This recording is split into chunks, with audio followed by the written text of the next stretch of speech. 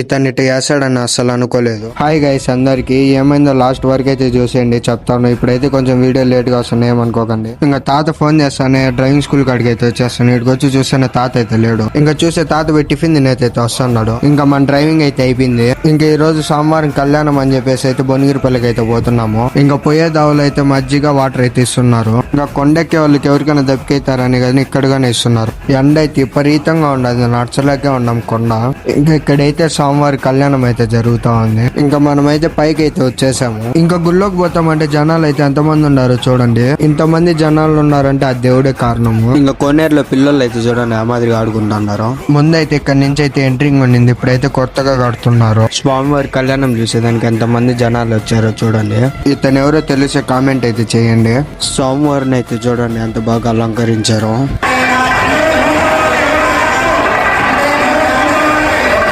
ఇంకా కళ్యాణం అయితే చూసుకుని రిటర్న్ అయితే బయలుదేరేసాము. సరే గైస్ ఉంటాము, బాయ్.